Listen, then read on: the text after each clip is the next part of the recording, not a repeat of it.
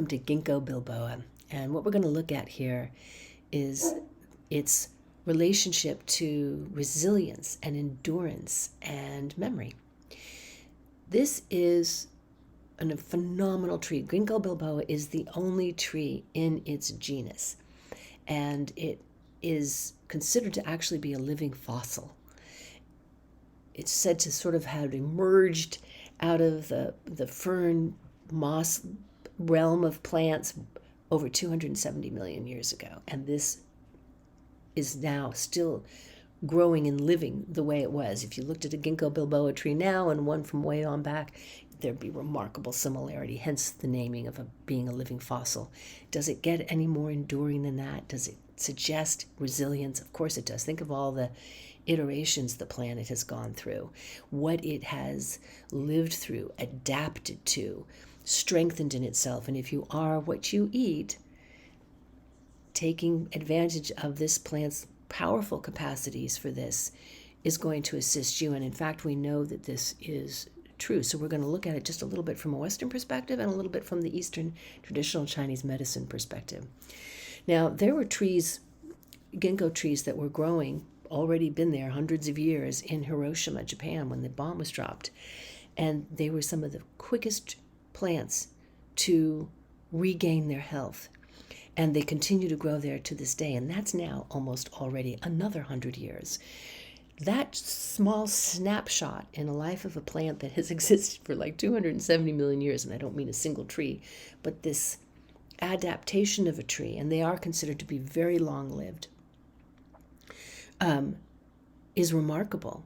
It's just remarkable. So from a Western perspective, it's largely, identified. Well, first of all, it's leaf extract, because you have the nuts, the seeds, and the leaves. Leaves are most commonly used. The nuts and seeds are popularly used in Asia, traditional Chinese medicine.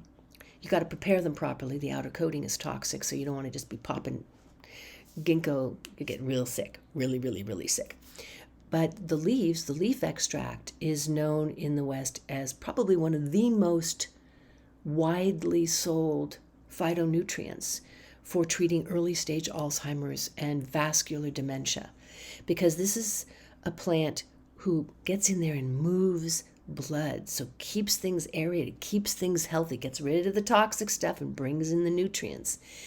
So very well known for circulating blood to the brain, improving memory consequently, and cognitive function, used for treating depression and anxiety. Again, this kind of feeling of moving things that have gotten stuck, and therefore, as the old anatomy and physiology rule goes, you don't use it, you lose it. So if things get stuck and aren't flowing and functioning properly, you have a cascading effect of diminishing returns.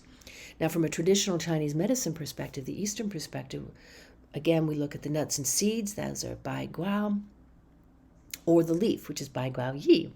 And the nuts and seeds are considered better at expelling phlegm.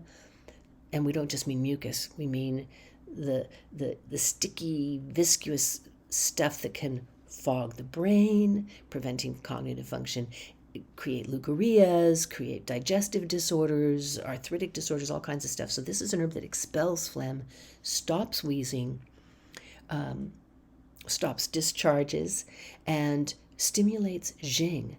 Jing is your essence. And on the physical plane, on the body, it's going to be about building strong bones, healthy brain function, teeth, reproductive function. And obviously on the psychophysical and spiritual level, we're talking about your essence. How strong is your essence? So this is something that's about stimulating that Jing to revitalize. And you can feel how, as we've already talked about, this is a tree that knows how to do that. Now, the leaves are considered in traditional Chinese medicine to be more calming for the lungs. These outer leaves, right? They're more flavors. So, and the nuts and seeds go to that seed, the reproductive qualities, the Jing, the essence of things. So the leaves are going to be more calming the lungs, moving blood, and again, similarly, brain function, dementias, depression, and obviously other aspects of breathing and lung capacity. You've got to be able to breathe to be resilient, to have endurance. Shortness of breath does not equal endurance. So here you go, ginkgo, resilient, endurance, and supportive of memory. Isn't that beautiful how they all tie together? Visit our website at whiterabbitinstituteofhealing.com and find out more about a tree you may have thought knew a lot, but there's more to discover that'll help you taking better advantage of its healing properties.